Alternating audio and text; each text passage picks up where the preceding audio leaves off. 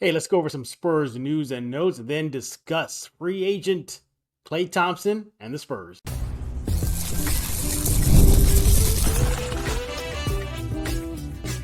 You are Locked On Spurs, your daily San Antonio Spurs podcast, part of the Locked On Podcast Network. Your team every day. Hey, welcome back to Locked On Spurs, right here on the Locked On NBA Network. I'm your host, Jeff Garcia, Spurs writer for Ken's 5 San Antonio. As always, I am glad to have you back. You guys are subscribing. Keep it up. Subscribe at the Ken's 5 Plus app, YouTube, iTunes, Spotify. The list goes on and on. Yeah, today's episode is brought to you by FanDuel. Make every moment more. Right now, new customers get $150 in bonus bets guaranteed. That's $150. Win or lose, visit FanDuel.com/lockedon to get started. Hey, what are we talking about today? We're going to catch you up with some Spurs news and notes. Kind of got a major news and notes regarding Zach Collins. Then bring in our guest, Rudy Campos of Sweep the League. We're going to be discussing Klay Thompson, free agent to be for the Warriors, and the Spurs. Vegas thinks the Spurs have a good chance at landing him. Doesn't make sense.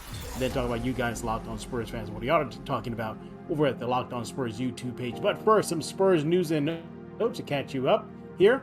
I don't know about you, but do you still collect NFTs, non-fungible tokens? You know what I'm talking about? It's like those virtual cards, but you never hold them. They're just like basically just images / GIFs. That's all they really are. But if you happen to still collect them, then listen up.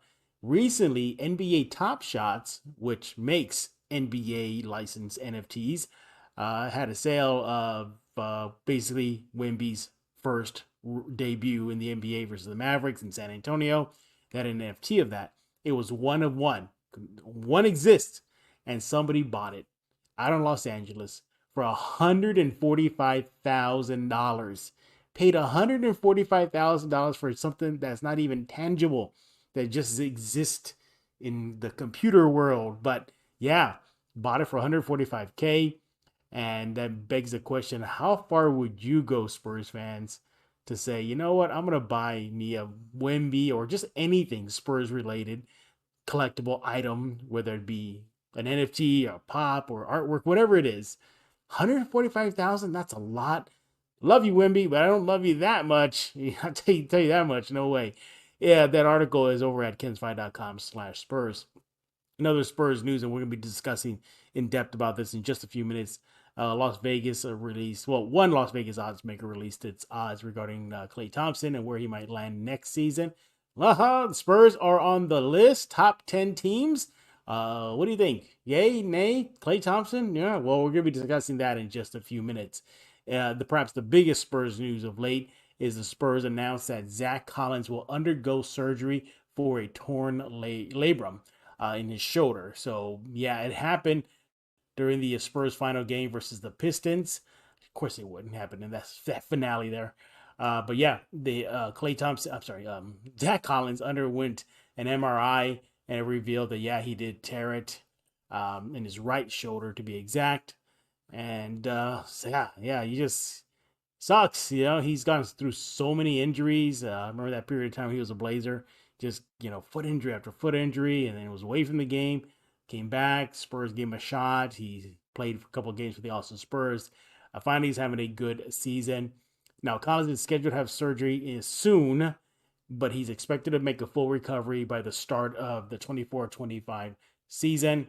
So hopefully he'll get better. It sounds like he will. It looked pretty nasty, too, when it happened. He would look like he was in a lot of pain, and now we know why. This past season, he averaged 11.2 points per game, 5.4 rebounds in the games he played. Remember, he started at the center spot to start the season alongside Wemby. Eventually found himself on the bench, and we'll see, how that goes. Good luck to Zach Collins moving forward. So, yeah, there you go. Some quick Spurs news and notes to get you through this Friday. By the way, everybody, TJF. When we get back, we're going to bring in our guest, Rudy Campos, Sweep the League. We're going to be discussing more in depth Vegas's odds regarding the Spurs, Klay Thompson. What are those odds? Does it make sense? Should the Spurs kick the tires on that? And much more right now. Coming up next on Locked On Spurs. This episode of Locked On Spurs couldn't exist without the help of sponsors like Yahoo Finance. Yeah, let's talk about Yahoo Finance right now. Let's get straight to the point. Do you want to grow your portfolio to deal with the rising cost of inflation? pay off your debt, your mortgage, pretty much anything standing in your way of financial freedom, right? I mean, look, with Yahoo Finance, you can get access to news, to data, the tools that you need in order to reach that financial freedom. When it comes to financial freedom, you think you've done it all. You're saved, you research, you invested all that you can. Now you need to take those investments to the next level by using every financial great uses Yahoo Finance. For more than 25 years, Yahoo Finance has been the brand behind every investor. Whether you're a seasoned investor or looking to get extra guidance, Yahoo Finance gives you the tools and data you need all in one place. They are the number one finance destination, producing a holistic look at the financial news cycle, including breaking news, original editorial perspectives, analyst rating, independent research, customizable charts, and so much more. Securely link your brokerage accounts for a unified view of your wealth, including 401k and other investments. A comprehensive perspective is what sets apart great investors, and now it's Yahoo Finance ensures you have the insight to look at your wealth in its entirety. With a community of over 90 million users each month, their real strength is helping you on your way to financial success. For a comprehensive financial news analysis, visit the brand behind every great investor, yahoofinance.com, the number one financial destination, yahoofinance.com. That's yahoofinance.com. I want to talk to you about FanDuel. It's playoff time in the NBA and the NHL. Baseball's in full swing, and FanDuel is your place to bet on every game. Right now, new customers get themselves $150 in bonus bets guaranteed. That's $150 win or lose. Bet on everything from slap shots to home runs to slam dunks, all on an app that is safe, secure, and easy to use. Look, I know the San Antonio Spurs season is over, but the NBA playoffs are finally here. And look, why don't you have some fun with that? Whether it be the play-in games, the postseason games, the opening rounds, of whatever it is, you can still have fun despite your Spurs not still playing with the NBA playoffs now in full swing. So what are you waiting for? You want to go to FanDuel.com/lockedon to make your first bet an automatic win. By the way, that app, really easy to use, intuitive, just very user-friendly. Again, visit FanDuel.com/lockedon. FanDuel, America's #1 sportsbook. Hey, this is Hot Rod. And I'm RC from the Cybertronic Spurs. And you're listening to Locked On Spurs with Jeff Garcia. And we're now joined by Rudy Campos of Sweep the League. Follow him on X at Sweep the League. And I noticed he's wearing an NC cap because originally we were going to talk about Trey Jones. So I wonder if he did that on purpose. Not really. I completely just grabbed a cap because normally I got to wear a cap on the show. So you avoided the Dookie talk. How's that? Well, you brought him up, so I kind of didn't avoid him. Oh, man, that's right. Yeah, keep on doing that. I keep on doing that. He is with Sweep the League. Make sure to check out his show, and he'll talk about that, how you can find it, and what they talk about. So much. It's a great show. Everybody should definitely check it out. But we'll give Rudy his chance to brag about his show in a few minutes. But first, Rudy, it is the Spurs off season, which means looking to the future, reforming that roster, building around Wemby. That's priority number one. And lo and behold, guess who's a free agent now that the Warrior season is over? It is Klay Thompson. Mm-hmm. Yeah, the 34-year-old will be a free agent this offseason. Just whenever the NBA says, okay, everybody start wheeling and dealing. But the point is that he's available, and the Spurs got cash. They can definitely make some room on the roster for that type of player. Really, he checks the box. He checks the box of veteran. He checks the box of champion, checks the box of locker room presence, all that good stuff. But interesting enough, though, Vegas has the Spurs with the sixth best odds at landing him at plus 1,000 according to bookies. What do you think about Klay Thompson? Buy or sell? Should the Spurs make a chase for him? I've been on the buy Klay Thompson bandwagon for a while because you basically solve a problem, and it's shooting for the San Antonio Spurs. You get a deadly 3-point shooter. We've seen him throughout his entire career. I mean, he's a career best 41% 3-point shooter. I know this past season, you don't put a lot of eggs in what happened in the basket this past season. He only averaged 17.9 points per game. He shot 38% from 3-point range, but at the same time, again, you are talking about one of the better shooters in the NBA history. So I'm buying on the Klay Thompson. It's just how much am I willing to pay? So I'm Yeah. not paying full price. I'm kind of shopping at Hmm. Ross or Burlington when it comes to Klay Thompson. So that's where I'm at with Klay. If you can get him pretty cheap, definitely go into Klay Thompson bandwagon. Yeah. I am okay with it. I'm not totally sold on it. So Yeah, exactly. uh if it's a buy and sell, if I can find something in the middle, I'm window shopping. How's that? I'm Mm, window shopping. Why is I know you brought up, you said don't look at his last season, but I'm going to look at his last season mhm, because that tells me what type of production I can have, at least in the short term future. Now, you mentioned his points per game last year at 17.9 points per game. That was the lowest of his career. And by the way, his 39% shooting from three, that was the second lowest of his career.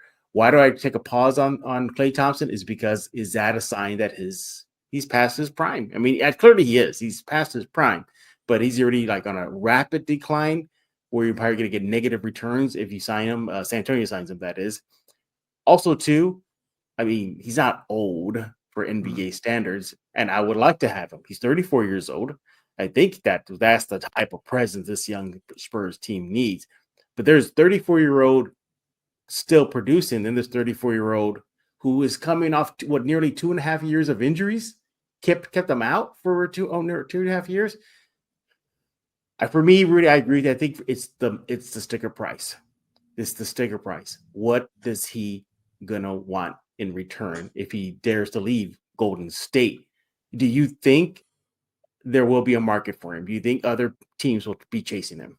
Oh yeah, if you're a contender, you're definitely making the phone call to Klay Thompson's agent and seeing what his interests are of joining your team. I mean, let's be real, the Spurs are probably not going to end up getting him because A, Klay is on the back part of his career, and B, a lot of these contending teams need a player like him. They need Mhm. that streaky shooter that can get hot at the right time, take the weight off some of their superstars on the team already. So you're still ring chasing at his age. You can still provide a lot of competitiveness and a good locker room presence for the younger guys. But the thing with the 17.9 points, a lot of it has to do with the emergence of some of the younger guys like Kaminga, Pajinski, who's Mhm. a rookie this past year for the Golden State Warriors, Moses Moody. A lot of these guys were kind of emerging and they were taking away minutes from Klay. Obviously we saw Klay come off the bench. So I think that a lot of it had to do with the style the Warriors were playing.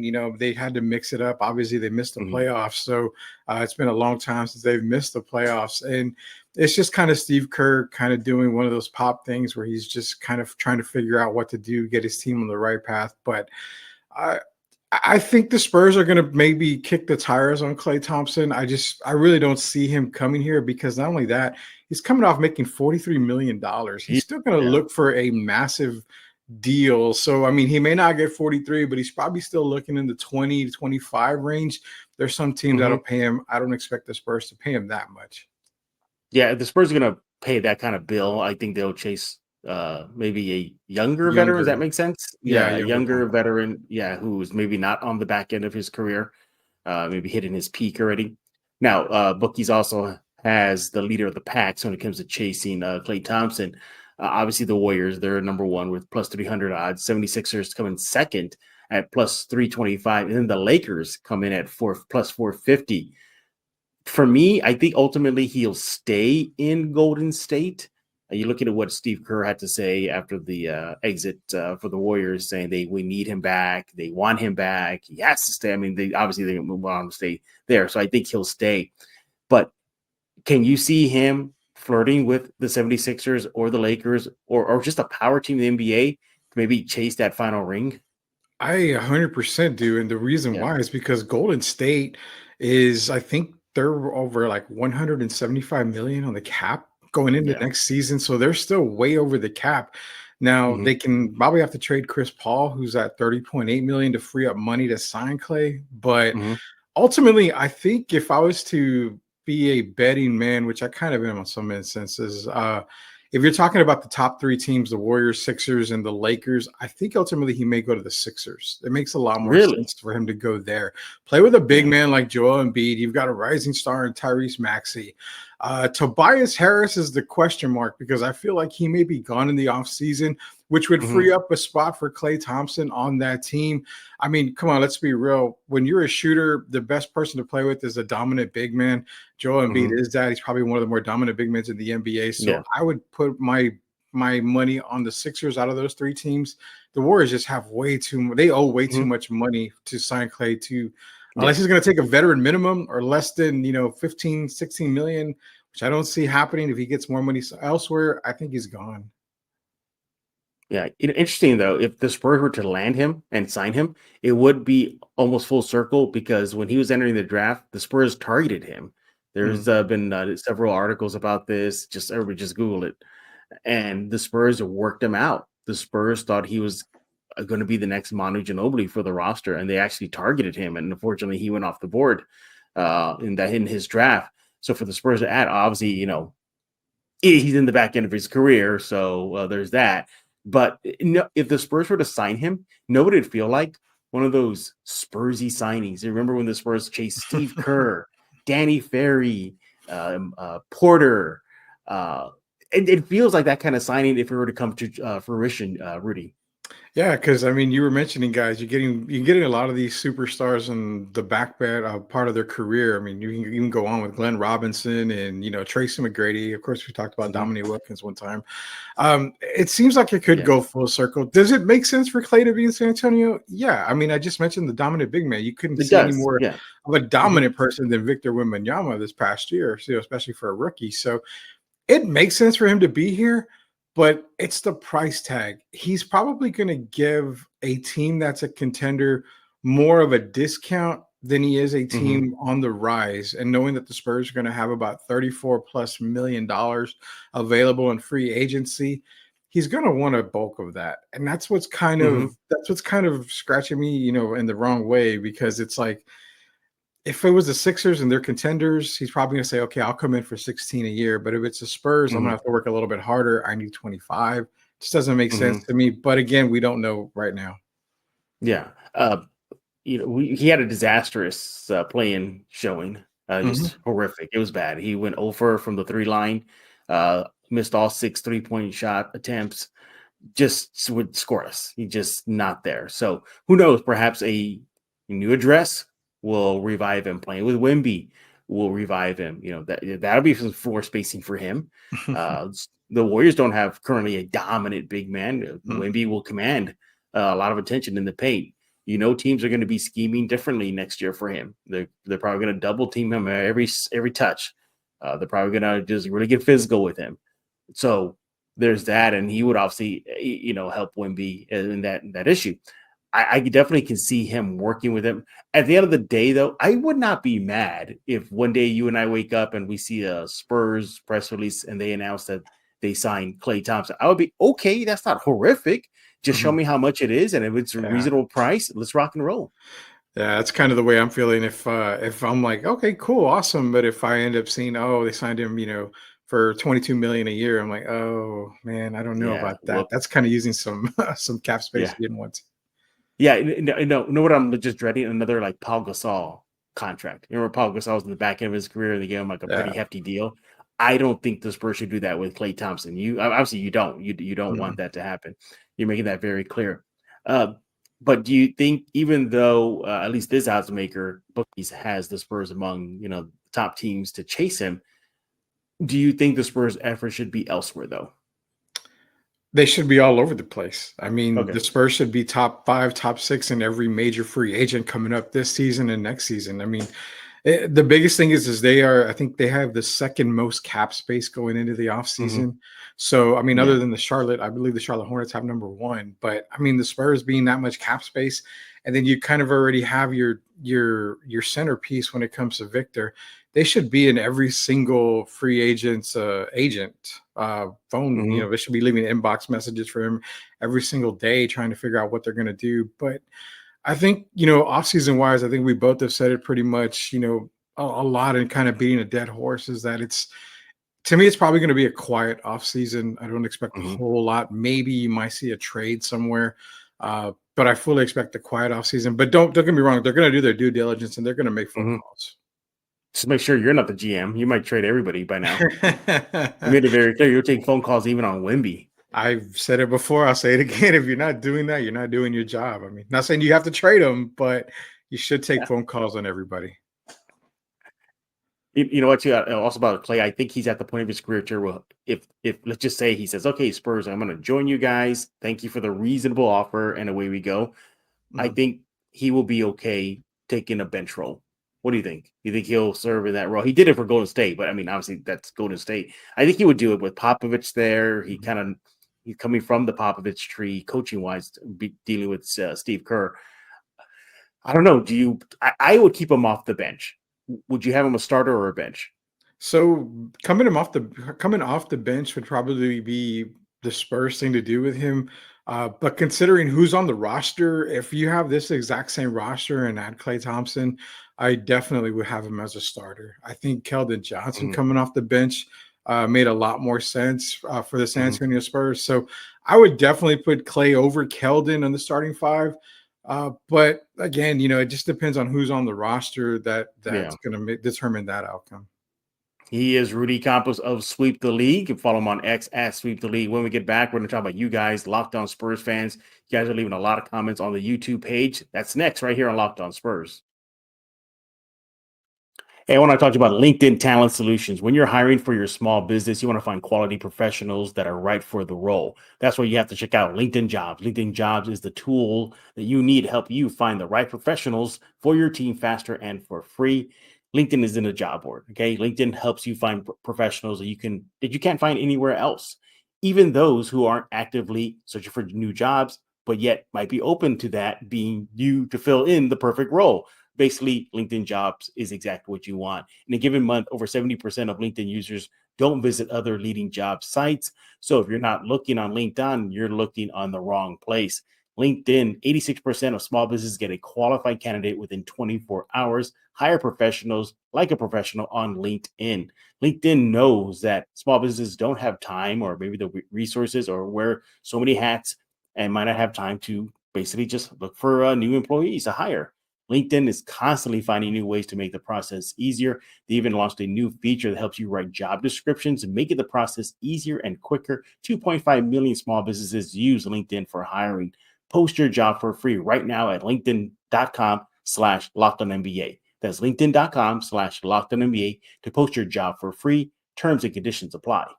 I want to talk about Mudslingers Drive-Thru Coffee, 2404 Thousand Oaks Drive. That's the address you want to go to if you're in San Antonio. They're open every single day from 6 a.m. to 6 p.m. You need a latte, you need a cold brew, you need a coffee, you need dairy alternatives, non-caffeinated drinks. They got it all and so much more, including mini donuts, which I hear are very delicious, over at Mudslingers Drive-Thru Coffee. Look, they're a proud local sponsor of Locked On Spurs, a proud community member of San Antonio, serving San Antonio the best drinks in this city. That's where we're going to go there right now to Mudslingers Drive-Thru Coffee.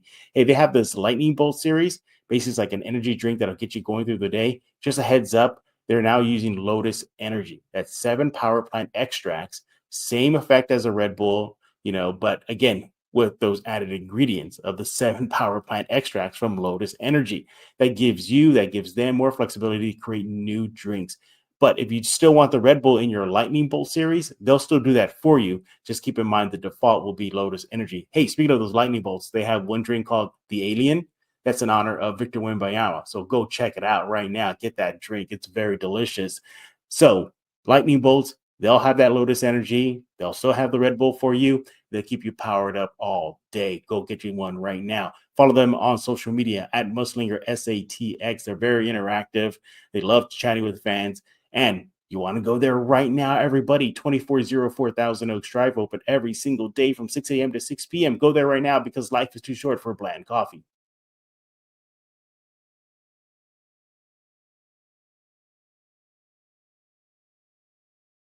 And we're back right here on Locked On Spurs with Bruce Banner. That's not Bruce Banner. Is that the Hulk? No, that's not the Hulk. That's Rudy Campos of Sweep the League at Sweep the League. By the way, I heard you're actually Red Hulk. Is that true? Yeah, I am. I knew it. Red. I knew it. Yeah, I'm the original Red Hulk. Or maybe the Brown Hulk because you're Hispanic. Well, wasn't there? I always preferred Joe Fixit. So for those Oh that yeah, are the deep gray deep one. in Yeah, the comic lore, I'm a Joe Fixit type of guy. he is Rudy Campos again of Sweep the League. Follow him on X at Sweep the League. Hey, it's your turn, everybody. You guys are leaving a lot of comments on the Locked On Spurs YouTube page. Keep them up. Now we're gonna pick two, but the reason we're picking two from one person is because of their name. Joe, their name is Explosive Hot Dogs.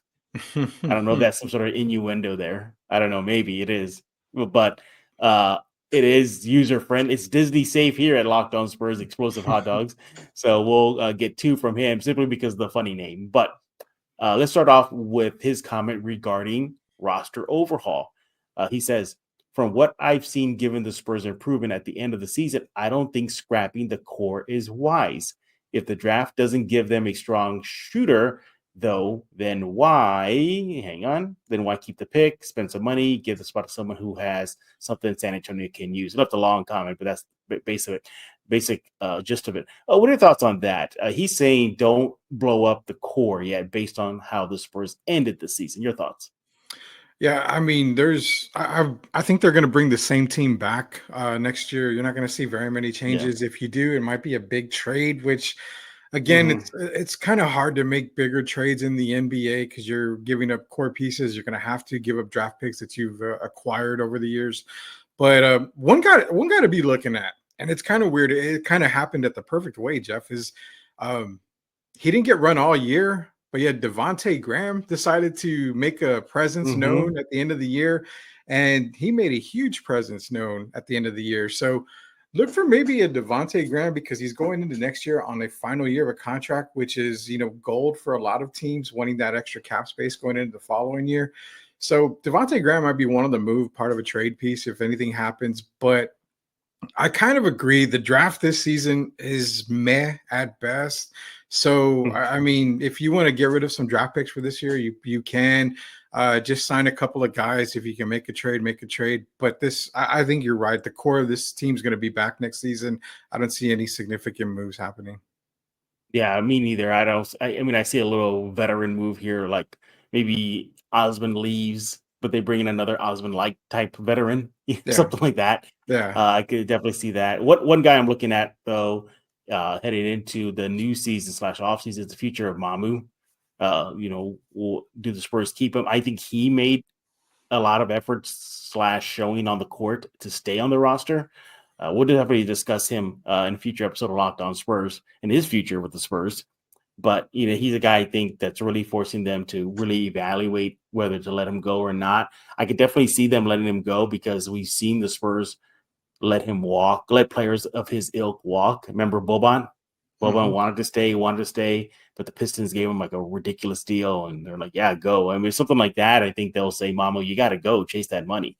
So, but it's interesting, I think the core though, hmm, she's outside of Wade and Vassell, I still think the core is still on the table, right? It is, but I Yeah, mean, there's not a lot of teams that are screaming or banging on the door for a Keldon Johnson. There's not a lot of teams that are going to want a yeah, Jeremy Sohan. They're going to expect you to send that and more. Which I mean, the and more part is the part where hmm I'm like, I don't want to do that. I mean, Vassell is pretty much your only tradable piece, and if you want to get rid of him, you'll get something great back in return. Um, yeah, I mean, the Mamu thing is a good point because you still have Dominic Barlow, who had a pretty good season for the Spurs to hmm kind of take that Mamu presence off. yeah, Spurs and fans forget. Barlow's a free agent too. Yeah, so I mean, you're gonna probably have to make a decision on what you want to do with Barlow and Mamu. One of them probably will be coming back. Don't Hmm forget the whole Charles Bassey thing. I mean, Oh, Spurs fans yep. completely forgot about him. He's still under contract. So there's a lot of uncertainties going into this offseason, but fully expect this roster to pretty much be the same. All right, there you have it. By the way, Explosive Hot Dog has another comment. So we're going to stick with him. So he's reacting to blockbuster deals. When was the last time the Spurs made a blockbuster deal? Here's his name in the hat. Let me see if you agree here, Rudy. Because as far as blockbuster additions to the Spurs over the years, I got to go back to Dennis Rodman. So Uh-huh. he says that was the last blockbuster deal the Spurs had as far as bringing in a player. We know there was the DeJounte move for trades, for picks, Derek White for picks, but as far as a player involved, would you say Dennis was the last blockbuster move? That's a tough one because you see what Kawhi Leonard came in and was how he was MVP candidate year in, year out. That was a George Hill for Kawhi Leonard type move. But as far as knowing the player you're getting in return, I don't think I could argue that. Dennis Rodman for Sean Elliott, All-Star for All-Star. I think that was pretty much the last blockbuster move. I mean, maybe Kawhi Leonard for DeRozan. I mean, that's All-Star for All-Star right there. So I'll give you the benefit of the doubt. Sean Elliott versus for Dennis Rodman, you kind of knew what you were getting at that point. So blockbuster deal, I would say Rodman for Elliott would be the one. That Rodman Elliott deal, that also reminds me how close that Elliott was to be a Houston Rocket. Everybody, he was an inch away from becoming a Houston Rocket. The deal was made. All they had to do was do the physicals and check the boxes, and he was going to be a champion with the Rockets. But it was revealed that Elliott had the kidney issues, and the Rockets killed the deal with Detroit. So can you imagine? Elliott would have been a Houston Rocket, Rudy. That would have been, I don't know, man. I don't know how that would have turned out. I mean, obviously the champion. Oh, he wins the title. I think he wins the title. Yeah, he wins the title, but do Spurs fans, welcome him back? I mean, that's a rivalry right there. That is a rivalry. That's pretty bad. We got to ask Sean if we can ever talk to him again. I'm going to ask him about that. Definitely. That's something I always wanted to ask him too, about what could have been. Enter the multiverse. What if Sean Elliott, a Houston Rocket? Yes, technically, Rudy, though, he was a Houston Rocket. Technically, he was. The deal was struck. The deal was made.